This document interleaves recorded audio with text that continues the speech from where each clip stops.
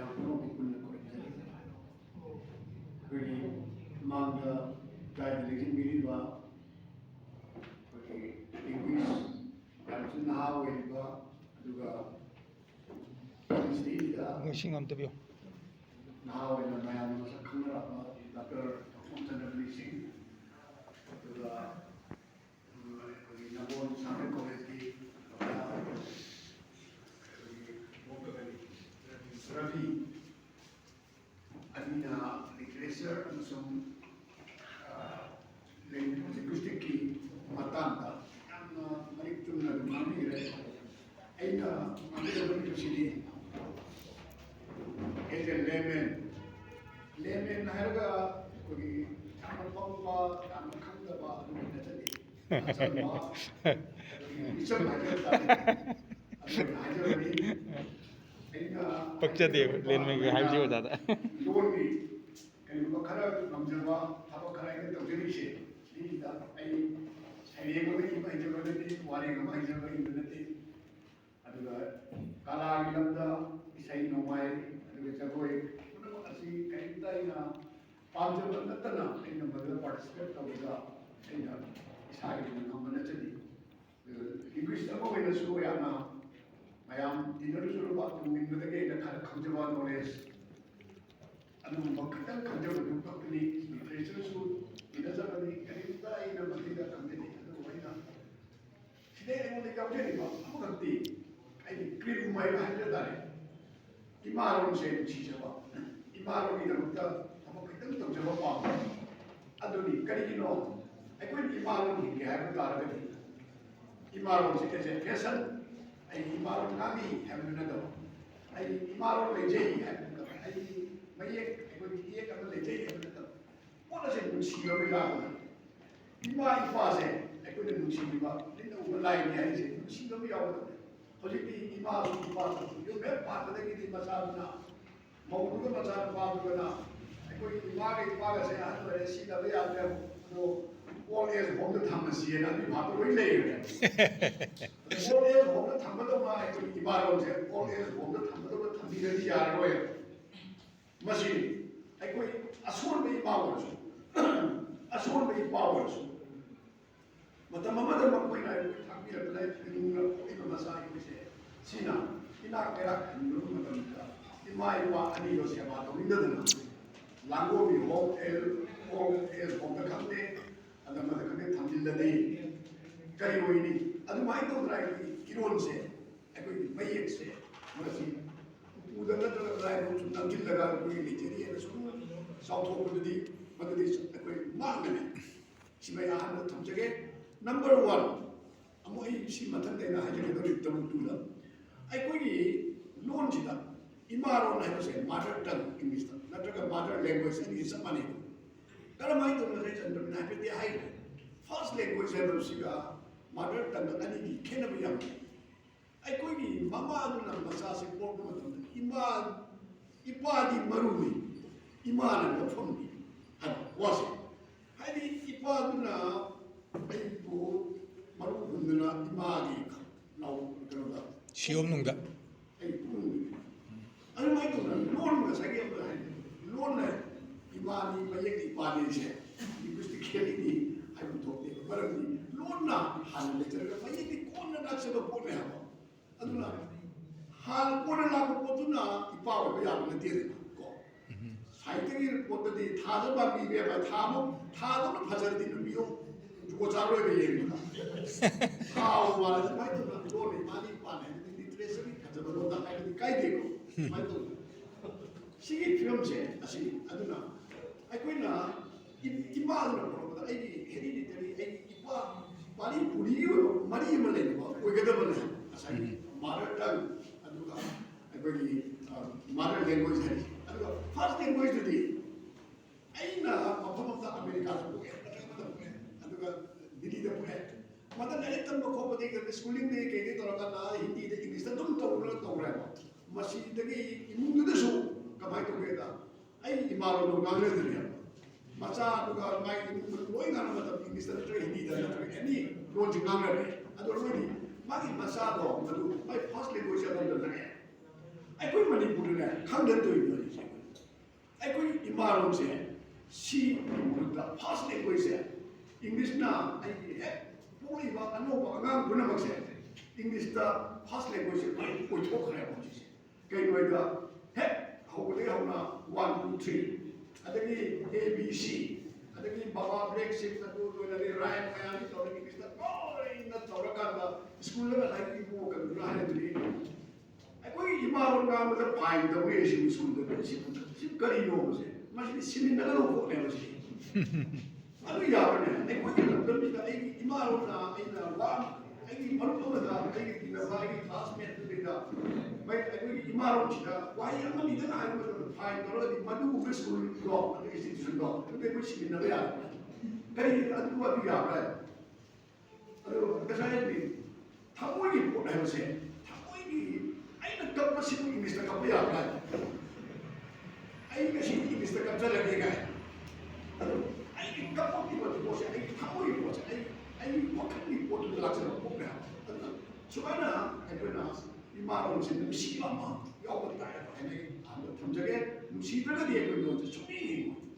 As I had always wanted to be able to Tamagati, Chumaya, Shima, Masaya, to take up my way.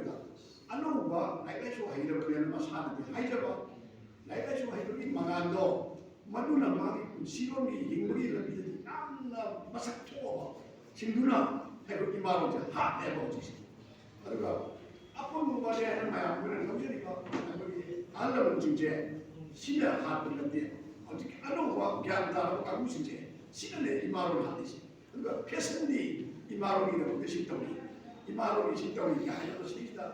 Wow, Ngangba, it's all higher than them. Hardly, when upon when I had one, Lana Magi upon the Hogay Jefferson door. I don't know how to let them. How do you mean once you never had this? Go, see the country.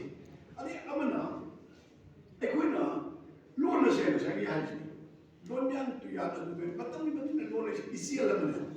Gangagi is saying, I can go to the Himalaya, the Huracana. I look at Ghana, they have never come to Iowa. You see, I'm talking about the help my armor. Urapura Lati.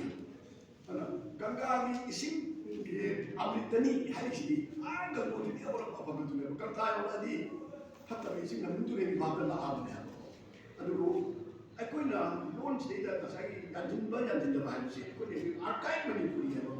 When we take the Anima, as I didn't do the assembly, I could be the Musashi Kanada, a city, and a legal later never. I could come in again, I'll come again, and go, we are 5 pocket together. The religious important Manipuri. I could have come to say, the Manipuri had my day on the Unico. My day, Nagiba, Lola said, Lassina, Lol Kayama, Salai Miami, Kennedy, Princely, I could expect that I'm saying. La Akanda, but you be like the kissing of the leaders. Like the Karamano, the kissing of Karamano Kahase, as my daughter, I quit the my day loans the Pulam, my day, the amount and the dollar, Kalakunamose, no Haramari, no Haramari, Mamma, must see the Ducat and you will Yajan. Loans in the Bible, but the Angelini, Messina, Mology and Launching, I think we should get to the real company. Launching a whole company with a company. Company, but Lord says, state law, Bazaar, in the station in the hour, Bazaar, Dragon, Doti, Dragon, we hide it. France, Germany, I think, Greek, Indian, we're not that yet. I could you. I could Yanton to the launching jail. I could you for a sandal in Yahweh. I did not have so much equina. The extra even half of the she gets in the city, by exing the other. But equina, Tim Moya, and you see a lot of things to the new way. So I don't know if you want to see a money. And I went to come to the Yanni. I could be terrible roads. Must be memorable for the simony. I could be young South of Gabi, but that he didn't get the report. Same no for it, because Maalem-gi here, Jamu Haiwa. I get the guy want to see him the pop in a coming away. But it was a I could be loads. But they got the Gaga load in the Manipur ꯁꯤꯡꯃꯤ ꯀꯔꯤ ꯆꯤꯜꯍꯥꯎ ꯑꯩꯈꯣꯏꯒꯤ ꯂꯩꯕ ꯍꯧꯔꯛꯄ ꯃꯥꯟꯅ ꯄꯨꯝꯅꯃꯛꯁꯤꯒꯤ ꯃꯥꯒꯤ ꯂꯣꯟ ꯃꯆꯥ ꯃꯆꯥ ꯀꯥꯡꯂꯨꯞꯀꯤ ꯂꯩꯖꯔꯒꯁꯨ ꯑꯩꯈꯣꯏ ꯁꯤꯗꯩꯗ ꯐꯥꯎꯔ ꯂꯣꯟ ꯑꯣꯏꯅ ꯑꯩꯈꯣꯏꯗ ꯃꯁꯤꯃꯛꯅ ꯑꯩꯈꯣꯏ ꯄꯨꯂꯞ ꯑꯣꯏꯕꯅꯤꯅ ꯃꯈꯣꯏꯁꯨ ꯉꯥꯡꯖꯔꯤꯑꯕ ꯃꯈꯣꯏꯁꯨ ꯉꯥꯡꯖꯕꯁꯦ ꯑꯩꯈꯣꯏꯗꯤ ꯌꯥꯝꯅ ꯋꯥꯇꯔ ꯇꯥꯏꯠ ꯀꯝꯄꯥꯔꯠꯃꯦꯟꯇꯜꯅ ꯑꯩꯈꯣꯏꯅ ꯑꯩꯈꯣꯏꯒꯤ ꯂꯣꯟꯁꯤ ꯁꯤ ꯀꯥꯏꯅ ꯑꯩꯈꯣꯏꯅ ꯇꯧꯔꯒꯗꯤ ꯇꯜꯂꯦꯗ ꯅꯣꯏꯗꯣ ꯍꯥꯏꯅ ꯍꯥꯏꯔꯒꯗꯤ ꯃꯤꯅ ꯇꯜꯂꯦ ꯉꯥꯡꯂꯣꯏꯔꯗꯤ ꯀꯔꯤ ꯎꯄꯥꯏ ꯂꯩꯒꯦ ꯍꯧꯖꯤꯛ ꯃꯩꯇꯩ ꯃꯌꯦꯛꯇ ꯑꯩꯈꯣꯏꯅ ꯍꯧꯖꯤꯛ ꯁꯤꯖꯤꯟꯅꯔꯤꯕ ꯃꯌꯦꯛꯁꯦ ꯆꯤꯡꯒꯤ ꯀꯥꯡꯕꯨꯁꯤꯡꯅ ꯑꯩꯈꯣꯏꯗꯤ ꯃꯁꯤ ꯉꯝꯗꯦ ꯏꯕꯗ ꯑꯩꯈꯣꯏ ꯔꯣꯃꯥꯟꯁꯤꯡꯅ ꯑꯩꯈꯣꯏ ꯃꯅꯤꯄꯨꯔꯤꯒꯤ ꯁꯕꯖꯦꯛꯁꯦ ꯑꯩꯈꯣꯏ ꯊꯥꯖꯒꯦ ꯍꯥꯏꯕ ꯌꯥꯗꯅ ꯍꯧꯖꯤꯛ ꯕꯣꯔꯗꯅ ꯀꯥꯎꯟꯁꯤꯜꯅ ꯌꯥꯍꯜꯂꯤꯑꯕꯀꯣ ꯁꯨꯃꯥꯏꯅ ꯇꯧꯗꯅ ꯑꯩꯈꯣꯏꯅ ꯅꯝꯗꯅ ꯑꯩꯈꯣꯏꯒꯤ ꯂꯣꯟꯁꯦ ꯑꯗ ꯃꯣꯏꯅ ꯈꯔ ꯉꯥꯡꯖꯔꯤꯕ ꯈꯣꯠꯆꯔꯤꯕꯗꯨꯗ ꯑꯩꯈꯣꯏꯅ ꯑꯃꯨꯛ ꯑꯗꯨ ꯑꯗꯨ ꯌꯥꯎꯔꯦꯅ ꯑꯗꯨ ꯂꯥꯜꯂꯦꯅ ꯍꯥꯏꯔꯗꯤ ꯉꯥꯡꯅꯤꯡꯉꯔꯣꯏꯕ ꯑꯩꯈꯣꯏꯅ ꯍꯤꯟꯗꯤ ꯉꯥꯡꯕꯗ ꯏꯪꯂꯤꯁ ꯉꯥꯡꯕꯗ ꯑꯁ ꯅꯣꯏ ꯑꯆꯨꯝꯕ ꯏꯪꯂꯤꯁ ꯉꯥꯡꯗꯦ ꯑꯆꯨꯝꯕ ꯑꯩꯈꯣꯏ ꯍꯤꯟꯗꯤ ꯉꯥꯡꯗꯦꯔꯗꯤ ꯑꯩꯈꯣꯏ ꯏꯪꯂꯤꯁ ꯍꯤꯟꯗꯤ ꯉꯥꯡꯕꯁꯦ ꯀꯤꯔꯅꯦꯕ ꯀꯗꯥꯏꯗꯒꯤꯅꯣ ꯀꯤꯔꯤꯗꯤ ꯑꯩꯈꯣꯏꯅ ꯑꯉꯥꯡ ꯑꯣꯏꯔꯤꯉꯩꯗ ꯒ꯭ꯔꯥꯃꯥꯔ ꯇꯝꯃꯦ ꯏꯪꯂꯤꯁ ꯒ꯭ꯔꯥꯃꯥꯔ ꯍꯧꯖꯤꯛꯇꯤ ꯏꯪꯂꯤꯁ ꯒ꯭ꯔꯥꯃꯥꯔꯅ ꯀꯣꯟꯅ ꯇꯝꯃꯦ ꯂꯦꯡꯒ꯭ꯋꯦꯖ ꯑꯩꯈꯣꯏꯒꯤ ꯉꯥꯡꯕ ꯁ꯭ꯄꯣꯀꯟꯁꯤꯅ ꯍꯥꯟꯅ ꯇꯝꯃꯤ ꯑꯩꯈꯣꯏꯅ ꯑꯉꯥꯡ ꯑꯣꯏꯔꯤꯉꯩꯗ ꯒ꯭ꯔꯥꯃꯥꯔꯁꯤ ꯑꯩꯈꯣꯏꯅ ꯀ꯭ꯂꯥꯁ 3 4 ꯃꯇꯝꯗ ꯏꯪꯂꯤꯁ ꯀꯣꯟꯖꯨꯒꯦꯁꯟꯁꯦ ꯑꯦꯛꯇꯤꯚ ꯚꯣꯏꯁ ꯄꯦꯁꯤꯚ ꯚꯣꯏꯁꯁꯦ ꯑꯩꯈꯣꯏ ꯆꯤꯟꯐꯥ ꯄꯨꯔꯦ ꯏꯪꯂꯤꯁꯇꯤ ꯈꯪꯕ ꯅꯠꯇꯕ ꯀꯔꯝꯍꯥꯏꯅ ꯇꯧꯅ ꯑꯦꯛꯇꯤꯚ ꯚꯣꯏꯁ ꯑꯗꯨꯒ ꯄꯦꯁꯤꯚ ꯚꯣꯏꯁꯀꯤ ꯀꯣꯟꯖꯨꯒꯦꯁꯟꯁꯦ ꯆꯤꯟꯐꯥ ꯄꯨꯕ ꯍꯥꯏꯁꯤ ꯌꯥꯝ ꯂꯥꯏꯅ ꯄꯨꯔꯛꯇ꯭ꯔꯦ ꯑꯗꯣ ꯃꯗꯩꯗꯤ ꯒ꯭ꯔꯥꯃꯥꯔꯁꯤ ꯇꯧꯕꯗ ꯏꯪꯂꯤꯁ ꯉꯥꯡꯕ ꯉꯝꯃꯛꯇ꯭ꯔꯦꯕ ꯑꯗꯩ ꯑꯣꯖꯥꯁꯤꯡꯅꯁꯨ ꯃꯇꯝꯗꯨꯒꯤ ꯒꯨꯔꯨꯁꯤꯡꯗꯨꯁꯨ ꯑꯩꯈꯣꯏꯒꯤ ꯄ꯭ꯔꯅꯟꯁꯤꯌꯦꯁꯟꯁꯦ ꯂꯥꯟꯅ ꯇꯥꯛꯄꯤꯕꯅꯤꯀꯣ ꯑꯩꯈꯣꯏ ꯕꯦꯡꯒꯣꯂꯤꯒꯤ ꯈꯔ ꯇꯧꯕꯗꯨꯗ ꯀꯣ ꯈꯣ ꯑꯣꯏꯅ ꯇꯝꯕ ꯁꯣꯝꯗꯅ ꯑꯃꯨꯛ ꯋꯥꯠ ꯏꯁ ꯗꯤꯁ ꯀꯥꯏꯅ ꯑꯃꯀꯣ I have ꯀꯥꯏꯅ ꯃꯁꯤ ꯇꯧꯗꯣꯔꯤꯅꯦꯕ ꯑꯗꯨꯅ ꯄ꯭ꯔꯅꯟꯁꯤꯌꯦꯁꯟꯁꯤ ꯇꯣꯇꯦꯜꯂꯤ ꯂꯥꯟꯅ ꯑꯗꯨꯝ ꯆꯠꯈ꯭ꯔꯕꯅꯤꯅ ꯑꯩꯈꯣꯏ ꯍꯧꯖꯤꯛ ꯐꯥꯎꯕ ꯁꯦꯝꯗꯣꯛꯄꯁꯤ ꯉꯝꯖꯗ꯭ꯔꯦꯕ ꯑꯗꯨꯅ ꯑꯩꯈꯣꯏꯒꯤ ꯏꯆꯥ ꯏꯁꯨꯁꯤꯡꯒꯤ ꯃꯃꯥꯡꯗ ꯑꯩꯈꯣꯏꯅ ꯏꯪꯒ꯭ꯔꯥꯖꯤꯒꯥꯁꯦ ꯈꯤꯇꯪ ꯉꯥꯡꯕ ꯃꯇꯝꯗ ꯅꯣꯏꯑꯕ ꯃꯣꯏꯅ ꯑꯁꯤꯕꯨ ꯏꯪꯒ꯭ꯔꯥꯖꯤꯅꯤ ꯀꯥꯏꯅ ꯇꯧꯔꯤꯁꯦ ꯀꯥꯏꯅ ꯍꯥꯏꯌꯦꯕ ꯄ꯭ꯔꯅꯟꯁꯤꯌꯦꯁꯟꯗꯣ ꯊꯤꯅ ꯂꯥꯜꯂꯦ ꯑꯩꯈꯣꯏ ꯉꯥꯡꯉꯤꯁꯦ ꯑꯗꯨꯅ ꯁꯤꯗꯩꯗ ꯑꯩꯈꯣꯏꯒꯤ ꯂꯣꯟꯁꯤꯗꯩꯗ ꯂꯥꯛꯀꯗꯧꯔꯤꯕꯁꯤ ꯀꯩꯅꯣꯗ ꯑꯊꯣꯔꯤꯇꯤ ꯑꯣꯏꯕ ꯄꯣꯠ ꯑꯃ ꯑꯩꯈꯣꯏ ꯊꯝꯕ ꯑꯃ ꯆꯪꯉꯤ ꯁ꯭ꯄꯦꯂꯤꯡꯗꯁꯨ ꯉꯁꯥꯏꯒꯤ ꯍꯥꯏꯔꯤꯁꯤꯗꯤ ꯑꯩꯈꯣꯏ ꯅꯨꯄꯥ ꯍꯥꯏꯕ꯭ꯔꯥ ꯅꯤꯄꯥ ꯍꯥꯏꯕ꯭ꯔꯥ ꯅꯨꯄꯤꯔ ꯅꯤꯄꯤꯔ ꯌꯥꯝ ꯀꯃꯟꯁꯤ ꯀꯩꯅꯣꯅꯤꯀꯣ ꯁꯤ ꯀꯔꯝꯕ ꯆꯨꯝꯃꯤ ꯁꯤ ꯍꯦꯛꯇ ꯂꯣꯏꯅ ꯃꯆꯥꯅꯨꯄꯥ ꯃꯆꯥꯅꯨꯄꯥ ꯀꯅꯥꯅ ꯆꯨꯝꯒꯦ ꯑꯗꯒꯤ ꯅꯨꯡꯁꯤ ꯅꯨꯄꯤꯅꯤ ꯍꯥꯏ ꯅꯨꯄꯤꯗꯅ ꯅꯨꯄꯤ ꯍꯥꯏꯔꯗꯤ ꯅꯤꯄꯤ ꯍꯥꯏꯗꯤ ꯀꯌꯥ ꯍꯥꯏꯅꯗꯦꯕ ꯅꯨꯄꯤꯗꯤ ꯍꯥꯏꯗꯤ ꯅꯤꯄꯤꯗꯤ ꯀꯌꯥ ꯍꯥꯏꯅꯗꯦꯕ ꯅꯨꯄꯥꯒꯤꯗꯤ ꯅꯤꯄꯥꯁꯨ ꯍꯥꯏ ꯅꯨꯄꯥꯁꯨ ꯍꯥꯏ ꯀꯅꯥꯅ ꯆꯨꯝꯃꯤ ꯁꯤꯒꯁꯤꯁꯨ ꯑꯩꯈꯣꯏ ꯈꯤꯇꯪ ꯀꯃꯟ ꯁꯦꯟꯁ ꯑꯩꯈꯣꯏ ꯊꯤꯕ ꯑꯃ ꯆꯪꯁꯦꯕ ꯑꯩꯈꯣꯏ ꯅꯨꯄꯥ ꯅꯨꯡꯁꯤꯕꯤꯁꯤꯗ ꯁꯤꯒꯨꯝꯕ ꯀꯃꯟ ꯏꯔꯔ ꯈꯔ ꯂꯥꯛꯀꯅꯤ ꯑꯗꯣ ꯁꯨꯝ ꯁꯤꯖꯤꯟꯅꯔꯀꯥꯟꯗ ꯑꯅꯤꯃꯛ ꯆꯨꯝꯃꯦ ꯍꯥꯏꯔꯛꯑꯅꯦꯕ ꯃꯩꯇꯩꯒ ꯆꯨꯝꯃꯦ ꯅꯤꯄꯥꯗ ꯂꯥꯛꯑꯦꯕ ꯑꯗꯨ ꯀꯩꯁꯨ ꯀꯥꯏꯗꯦ ꯑꯅꯤꯃꯛ ꯑꯩꯈꯣꯏ ꯃꯤ ꯑꯁꯦꯡꯕ ꯃꯤꯗꯨ ꯑꯣꯏꯔ ꯂꯣꯏꯔꯦ ꯃꯩꯇꯩꯒꯗꯤ ꯈꯜꯂꯒ ꯃꯩꯇꯩꯁꯨ ꯂꯥꯛꯄ ꯌꯥꯏꯕꯀꯣ ꯑꯗꯨꯅ ꯑꯩꯈꯣꯏ ꯁ꯭ꯋꯥꯏꯗ ꯖꯤꯇꯦꯟꯗ꯭ꯔ ꯍꯥꯏꯒꯗꯕ ꯖꯤꯇꯦꯟꯗ꯭ꯔ ꯍꯥꯏꯔꯤꯕꯅꯤꯅ ꯑꯗꯒꯤ ꯇꯤꯚꯤꯗ ꯀꯩꯗ ꯁꯨꯝ ꯉꯥꯡꯕꯗ ꯂꯪꯂꯥ ꯂꯥꯡꯖꯤꯟ ꯍꯥꯏꯒꯗꯕ ꯂꯪꯗꯤ ꯂꯥꯛꯄꯅꯤꯅ ꯂꯪꯂꯥ ꯂꯪꯖꯤꯟ ꯍꯥꯏꯒꯗꯕꯁꯤꯗ ꯂꯪꯂꯥ ꯂꯪꯖꯤꯟ ꯍꯥꯏꯔꯤꯅꯤꯀோ ꯁꯤ ꯂꯣꯟꯁꯦ ꯑꯩꯈꯣꯏ ꯂꯣꯟꯁꯤꯗ ꯁꯣꯏꯔꯤꯕ ꯃꯌꯥꯝꯁꯦ ꯑꯗꯨꯅ ꯑꯩꯈꯣꯏ ꯍꯧꯖꯤꯛ ꯅꯍꯥꯔꯣꯟꯁꯤꯡꯁꯦ ꯇꯣꯟꯁꯤ ꯌꯥꯝ ꯊꯤꯅ ꯁꯣꯏꯕ ꯃꯩꯇꯩ ꯑꯩꯈꯣꯏꯒꯤ ꯃꯅꯤꯄꯨꯔꯤꯒꯤ ꯃꯩꯇꯩꯂꯣꯟꯁꯤ ꯇꯣꯟ ꯂꯩꯉꯣꯏꯁꯤꯅ ꯇꯣꯟꯁꯤ ꯌꯥꯝꯅ ꯂꯨꯕꯅꯦꯕ ꯑꯗꯨꯅ ꯂꯪꯂꯥ ꯂꯪꯖꯤꯟ ꯍꯥꯏꯔꯒꯅꯦꯕ ꯁꯤꯒꯨꯝꯕ ꯃꯌꯥꯝꯁꯤ ꯑꯩꯈꯣꯏꯒꯤ ꯍꯌꯦꯡ ꯄꯣꯂꯤꯇꯤꯛꯁ ꯀꯩꯅꯣꯗꯗꯤ ꯑꯀꯥꯏꯕ ꯂꯥꯛꯀꯗꯧꯔꯤ ꯑꯗꯨꯅ ꯑꯩꯈꯣꯏꯅ ꯃꯇꯝ ꯄꯨꯝꯅꯃꯛꯇ ꯑꯩꯈꯣꯏꯒꯤ ꯂꯣꯟꯗꯤ ꯆꯨꯝꯅ ꯁꯤꯖꯤꯟꯅꯕ ꯑꯗꯨꯒ ꯁꯤꯖꯤꯟꯅꯕꯗꯤ ꯂꯥꯟꯕ ꯁꯦ ꯃꯌꯥꯝꯁꯤ ꯅꯍꯥꯔꯣꯜ ꯉꯥꯛꯇꯅꯤ ꯄꯥꯛ ꯈꯪꯕ ꯌꯥꯎꯔꯝꯒꯅꯤꯀꯣ ꯃꯌꯥ ꯅꯨꯄꯥ ꯑꯗꯨꯒ ꯃꯃꯥ ꯅꯨꯄꯥ ꯑꯅꯤꯁꯤ ꯀꯗꯥꯏꯗ ꯁꯤꯖꯤꯟꯅꯒꯗꯒꯦ ꯃꯃꯥ ꯅꯨꯄꯥꯒꯤ ꯇꯥꯕꯤꯔꯅꯤꯀꯣ ꯃꯃꯥ ꯅꯨꯄꯥ ꯍꯥꯏꯇꯥꯔꯦ ꯍꯥꯏꯕꯗꯤ ꯑꯩꯒꯤ ꯌꯨꯝꯒꯤ ꯂꯣꯏꯅꯕꯤꯁꯤ ꯃꯁꯤꯒꯤ ꯃꯃꯥꯁꯤꯅ ꯑꯩꯉꯣꯟꯗ ꯏꯌꯥ ꯅꯨꯄꯥ ꯀꯧꯅꯦ ꯑꯗꯨ ꯑꯩꯒꯤ ꯂꯣꯏꯅꯕꯤꯁꯤꯒꯤ ꯑꯄꯣꯛꯄ ꯃꯄꯥꯗꯣ ꯑꯗꯨꯅ ꯑꯩꯁꯦ ꯁꯤꯗꯅ ꯃꯃꯥ ꯅꯨꯄꯥ ꯍꯥꯏꯅ ꯏꯃꯥꯛ ꯅꯨꯄꯥ ꯏꯃꯥꯛꯅꯦꯕꯀꯣ ꯑꯩꯈꯣꯏ ꯂꯣꯟꯁꯤꯗ ꯀꯌꯥꯝ ꯂꯩꯇ꯭ꯔꯥ ꯑꯗꯣ ꯑꯩꯈꯣꯏ ꯁ꯭ꯋꯥꯏꯗ ꯈꯪꯗꯕꯤꯗꯅꯦ ꯌꯥꯟꯁꯤꯟꯅꯔꯦ ꯃꯉꯥꯡꯅ ꯑꯗꯣ ꯑꯩꯈꯣꯏꯒꯤ ꯂꯣꯟꯁꯦ ꯇꯁꯦꯡꯅ ꯍꯥꯏꯔꯕꯗ ꯌꯥꯝꯅ ꯆꯥꯎꯈꯠꯄꯁꯨ ꯂꯩ ꯑꯩꯈꯣꯏꯒꯤ ꯁꯤꯗꯩꯗ ꯑꯇꯩ ꯍꯤꯟꯗꯤꯗ ꯀꯔꯤꯗ ꯑꯃꯗ ꯏꯪꯂꯤꯁꯇ ꯐꯪꯗꯕ ꯑꯩꯈꯣꯏꯒꯤꯁꯤꯗ ꯂꯩꯕ ꯑꯗꯨ ꯊꯤꯖꯤꯜꯂꯒ ꯌꯦꯜꯂꯦꯅ ꯈꯪꯒꯗꯕ ꯑꯗꯒꯤ ꯑꯩꯈꯣꯏꯅ ꯂꯣꯟ ꯑꯔꯤꯕꯅꯦꯅ ꯁꯤꯖꯤꯟꯅꯕ ꯃꯇꯝꯗ ꯂꯣꯟ ꯑꯔꯤꯕꯁꯤ ꯁꯤꯖꯤꯟꯅꯕ ꯃꯇꯝꯗ ꯏꯪꯂꯤꯁꯀꯤ ꯑꯔꯤꯕ ꯗꯤꯛꯁꯅꯥꯔꯤ ꯄꯥꯁꯤꯕ ꯃꯇꯝꯗ ꯍꯧꯖꯤꯛꯀꯤ ꯃꯣꯗꯔꯟ ꯏꯪꯂꯤꯁꯇ ꯁꯤꯖꯤꯟꯅꯕ ꯁꯨꯡꯌꯥ ꯌꯥꯗꯕ ꯃꯌꯥꯝ ꯑꯃ ꯑꯩꯈꯣꯏꯅ ꯑꯔꯤꯕꯅꯤ ꯀꯥꯏꯅ ꯑꯩꯈꯣꯏꯒꯤ ꯌꯥꯗ ꯌꯥꯎꯔꯝꯃꯦ ꯀꯥꯏꯅ ꯃꯁꯤ ꯈꯪꯗꯕ ꯃꯤꯅ ꯄꯪꯁꯤ ꯁꯤꯖꯤꯟꯅꯕꯁꯨ ꯆꯨꯝꯗꯦ ꯍꯥꯏꯖꯔꯤꯕꯀꯣ ꯑꯗꯨꯅ ꯑꯩꯈꯣꯏꯒꯤ ꯂꯣꯟꯁꯤꯗꯩꯗ ꯌꯥꯗ ꯌꯥꯎꯔꯝꯃꯦꯅ ꯑꯗꯒꯤ ꯀꯥꯆꯤꯟꯗꯒꯤ ꯅꯥꯀꯣꯡꯗꯒꯤ ꯍꯨꯠꯇꯣꯛꯑꯒ ꯆꯠꯇꯕ ꯌꯥꯔꯣꯏ ꯑꯗꯨ ꯆꯠꯇꯕ ꯌꯥꯔꯣꯏ ꯑꯗꯨꯅ ꯍꯧꯖꯤꯛꯇꯤ ꯑꯩꯈꯣꯏꯅ ꯁꯝꯅ ꯍꯥꯏꯔꯕꯗ ꯄ꯭ꯔꯃꯥꯟ ꯑꯣꯏꯔꯒꯦ ꯃꯌꯥꯝ ꯋꯥꯔꯧꯅꯕꯤꯗ꯭ꯔꯦ ꯁꯨꯃꯥꯡ ꯂꯤꯂꯥꯗ ꯑꯩꯈꯣꯏꯒꯤ ꯂꯣꯟꯌꯥꯟ ꯌꯧꯕ ꯌꯥꯏ ꯍꯥꯏ ꯂꯤꯂꯥ ꯍꯥꯏꯕꯁꯤꯗꯤ ꯄ꯭ꯂꯦꯠꯐꯣꯝ ꯑꯃꯅꯦ ꯁꯤꯗꯩꯗ ꯉꯁꯤ ꯁꯃꯥꯖꯁꯤꯗ ꯂꯩꯔꯤꯕ ꯀꯥꯡꯂꯨꯞ ꯑꯃꯒꯤ ꯃꯔꯝꯗ ꯁꯥꯟꯅꯒꯗꯕꯒꯤ ꯂꯤꯂꯥꯁꯦ ꯍꯤꯟꯗꯨ ꯙꯔꯃꯒꯤ ꯌꯥꯝꯅ ꯑꯣꯔꯊꯣꯗꯣꯛꯁ ꯑꯣꯏꯕ ꯑꯍꯜ ꯑꯃꯒꯤ ꯏꯃꯨꯡꯒꯤ ꯄ꯭ꯂꯦꯁꯦ ꯁꯥꯟꯅꯕ ꯃꯇꯝꯗ ꯍꯔꯦ ꯀ꯭ꯔꯤꯁꯅ ꯚꯛꯇꯤ ꯈ꯭ꯔꯤꯁꯇꯅꯤꯅ ꯍꯥꯏꯗꯧꯔꯤꯅꯦꯕ ꯏꯃꯨꯡꯗꯨꯗꯗꯤ ꯑꯗꯨ ꯑꯁ ꯑꯗꯨꯗꯤ ꯑꯗꯨꯒꯤ ꯄ꯭ꯂꯦꯗꯨꯗꯩꯗ ꯑꯗꯨꯒꯤ ꯏꯃꯨꯡꯗꯨꯒꯤ ꯃꯔꯝꯗ ꯇꯧꯕ ꯃꯇꯝꯗ ꯑꯗꯨꯗꯤ ꯌꯥꯔꯣꯏꯍꯦ ꯚꯛꯇꯤ ꯈ꯭ꯔꯤꯁꯇꯅꯤꯗꯨꯁꯨ ꯀꯛꯊꯠꯂꯣ हरे कृष्ण को कथा कृष्ण को मम्मी को बोलो हाँ अरे ईश्वर को है ईश्वर से क्या है ईश्वर को आठ मारो टाइम को कोई नहीं ईश्वर की मम्मी में टाइम को दी आठ है सौ के आठ से सौ बंदी खड़े हैं सौ बंदी सौ को क्या है वो तो ये आठ है हम लोग ये सोमदा मॉडर्न प्लेस आने को मतलब ये हाई सोसाइटी लो अभी मरमदा नाना को मतलब मत को कथा को ना हाई याद रहे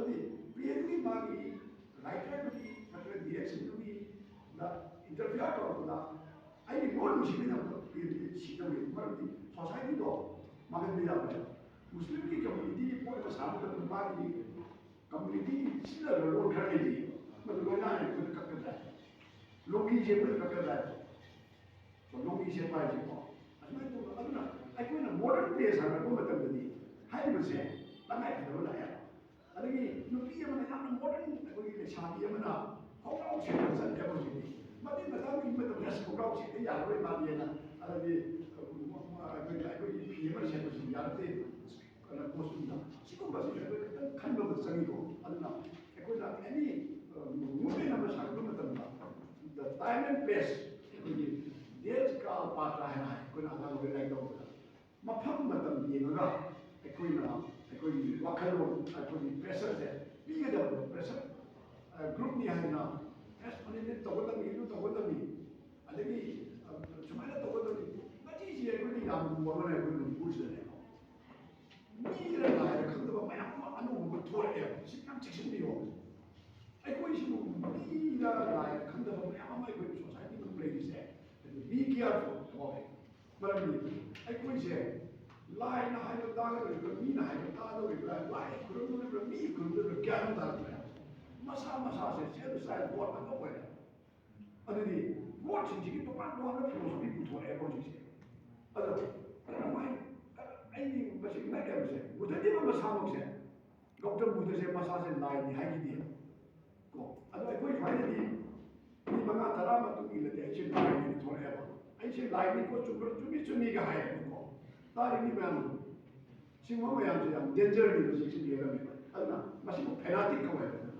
फेनाटिक ये गांव में चंदोन थी लगे कुछ चंदोन थी लगे चार चार है मति ऑर्थोडॉक्स ने को ai चंदोन थी तो चाव है अदो चंदोन थी नदी मतलब ai अब माहौल का की कुछ तो याद है हम चंदोन ऑर्थोडॉक्स ने मतलब ai si lai ni ai कोई नहीं को है का अब याद नहीं है वे गिटार से की किसी नहीं लाई भी बात बता दी अदो मम्मी से मणिपुर दी मरिया मंगा हम सुना है कल है शिशु कर सेक्शन बताए आई नहीं बोली अदुना ai कोई नहीं लोन से लागू मतलब डिक्शनरी में क्या हम साइड में जान दरकार है डिक्शनरी से लागू तो विषय नंबर 1 ai कोई लैंग्वेज से समय द वर्ड से समय अदगी मागी स्क्रिप्ट में समय वर्ड में इनना बगी स्क्रिप्ट में समय ऐसे कोई मीटिंग में कोई दोरी कोई नहीं मतलब मीटिंग में के फिल्म करना ही तो नहीं होती मीटिंग में ये से कर्म में ये को मीटिंग में ये भी है कोई आई तो 1980 दा तो नहीं में ये दुनिया बहुत कोई ना यूनिवर्सिटी बाग ता भी से अदो होजी डिक्शनरी इबता भी मदद ये का दोरी अदो मदद ये दोरी में पोत लेदा मधु कंट्रोवर्शियल तो मयाम में लेटेस्ट मधु आई तंत्री मैं एक तो नहीं कोई मगर मैं एक तो दा आई ना मैं एक मतलब स्पेलिंग है ना स्पेलिंग से कनाना या प्रूफ स्पेलिंग कनाना आया स्पेलिंग भी बना गया यूनिवर्सिटी ओजाना को अली बनाने के लिए स्पेलिंग अली इबे मना मागी ओजाना की बनाना में इरने इमोशनल ओजाना में इरने पेपर नि चलाने को अदोदी banana ni simu cawai oza cawai banana oza kopi banana ni idori berai adi banana adi ni wani teksa ni yogi ni dong nanda ta simu suyau ni wani ni ada ni mai ni teknologi saya jadi bang aku ingat saya dari ni saya adi lagi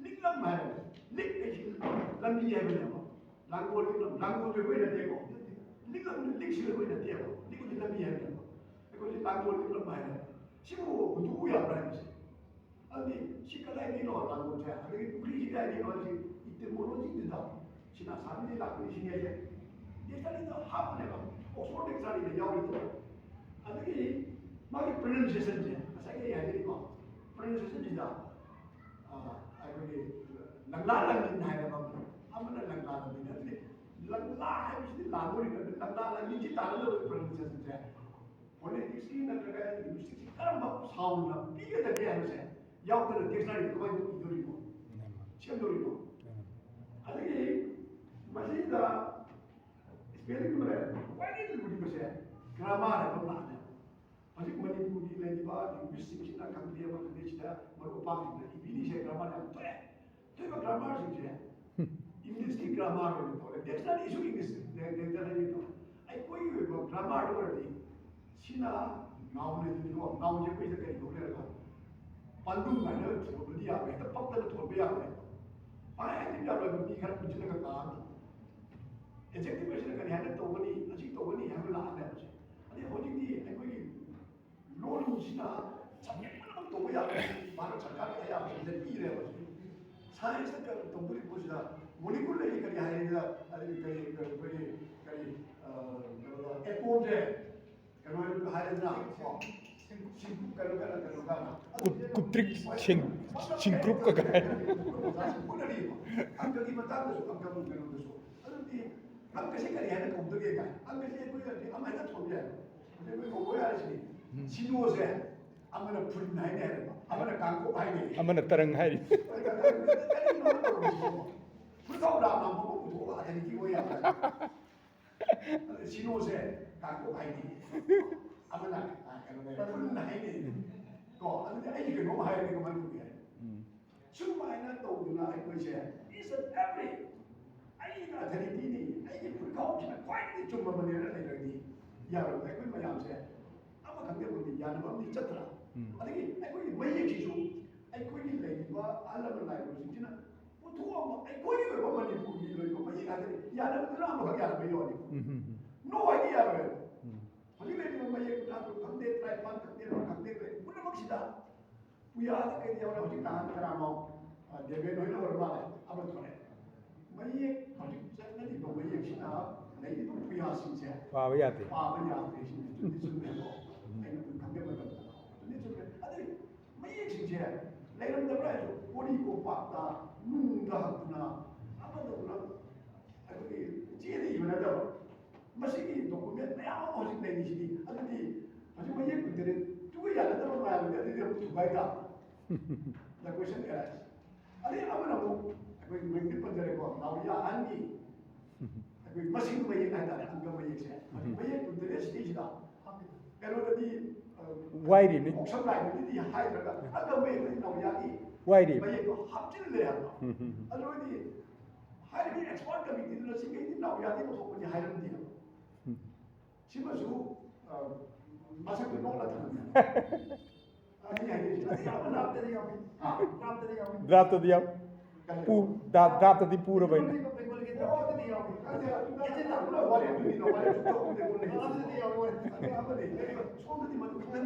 Hanggang din.